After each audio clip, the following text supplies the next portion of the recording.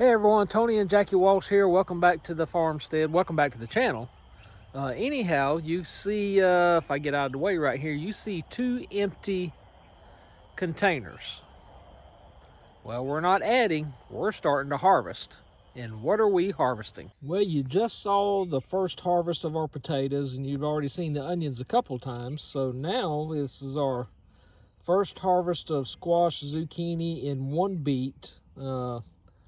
Had to go ahead and get this squash because, you know, the end of it there is already starting to die away and we're going to be gone out of town for a couple days. So we have learned here in South Georgia, you better pick it today, because if you don't, if you think you're going to wait a day, something will go wrong. So we picked it.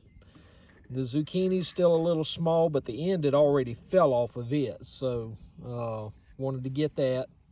And I just wanted to see what our beets look like. The leaves are still green, and I have fell in love with eating these beet leaves on a bacon, lettuce, and tomato sandwich. To me, it is just as good. Now, I do not eat a beet like that. I love pickled beets, but I do not love a cooked beet at all. I don't know what it is, unless it's texture or something, but I'll eat a pickled beet in a heartbeat. So I am not looking for big beets there. That is exactly what I want for pickled beets. So that is our first squash, zucchini, and beet for 2025. Well, as I said, our potatoes are getting close to harvest, and two of them just got harvested. Empty container, and there's what we got. Now, obviously, we haven't weighed them, but that is the start of our 2025 potato harvest.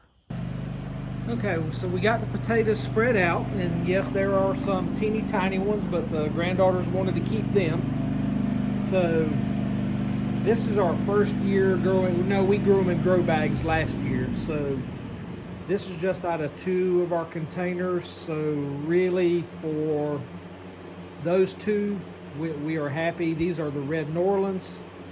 Here you see the onions that we harvested last week, and today we cut the tops and the roots off of some of them, so they're still out here drying, or curing. We got a fan blowing on them. So all in all, good day today. Well, Jackie has been gone. This is Monday. Jackie has been gone since last Tuesday. I left last Wednesday, so we're just coming back.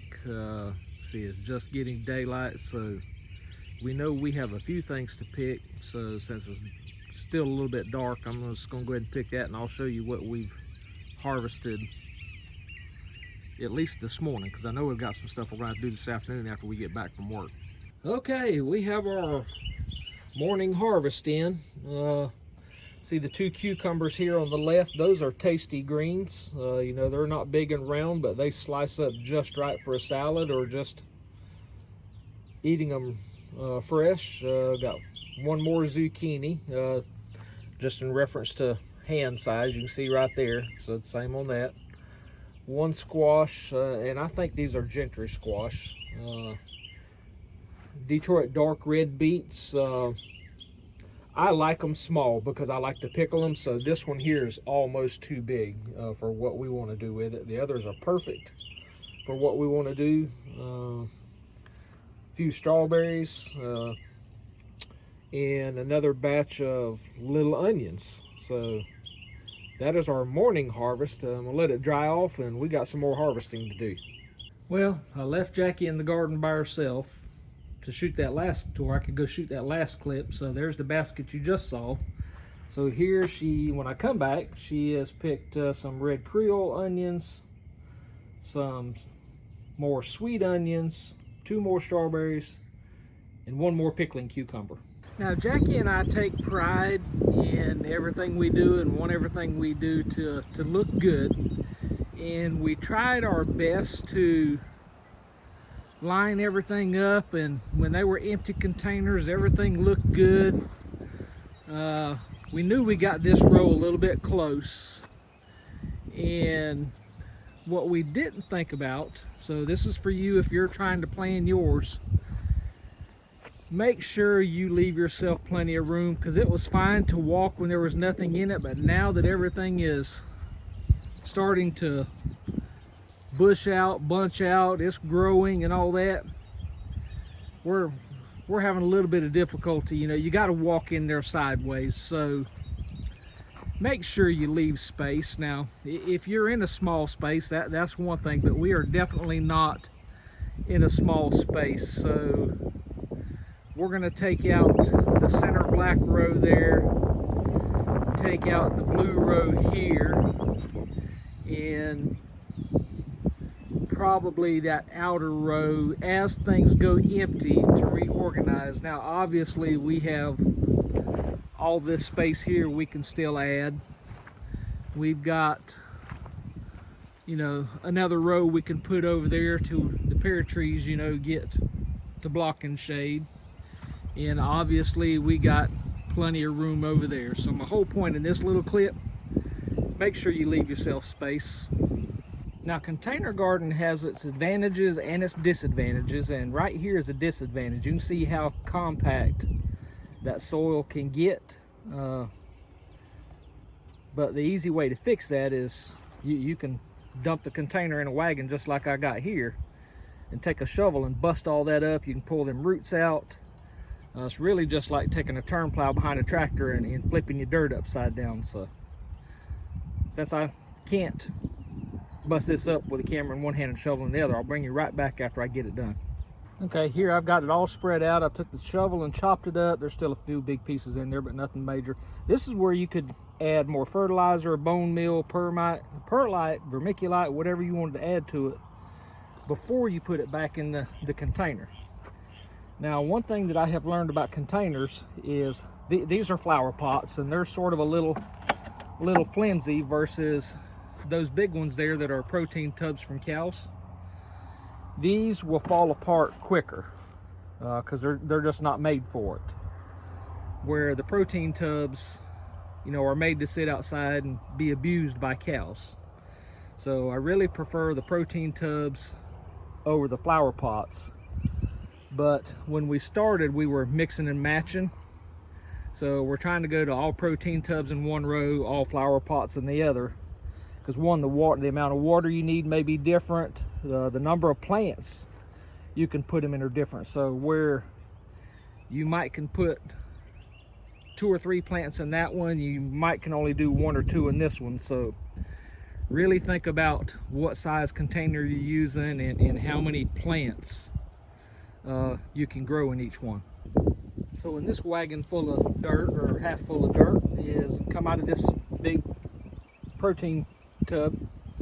We're fixing to get ready to plant our sweet potato slips. So we got a mixture of the black cow and Miracle Grow pot and soil there, my half and half mixture there. And Jackie's got a concoction of play sand, perlite, and peat moss that we're gonna mix in here and put back in the tub and plant our slips. So don't ask me what the concoction consists of quantity wise. After we get done, I'll try to remember to put that in the description. Plus we have bone meal in that wagon to put in here. So stay tuned. All right, here's our half and half mix of black cow and pot and soil, and then she's took a little bit of perlite, probably 2 or 3 handfuls, 2 or 3 handfuls of sand, and we've got all that mixed up in here. You probably can't tell it by camera, but we can tell it looking at it that it's definitely added something to it. And when she plants the slips is when she'll add the bone meal. So she's gone to the house to get the slips, so I'm gonna get this shoveled back up in here and get started with a new row. Boy, I tell you, I am pooped on this Saturday afternoon. So here we are with the 5 Idaho potatoes, 7 sweet potato slips, and I do not know what kind of sweet potatoes they are. The slips did come from Hoss Tools.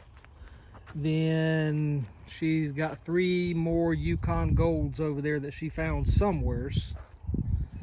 Then we have a green finger okra from Hoss Tools and a dwarf zinnia mix from Hoss Tools.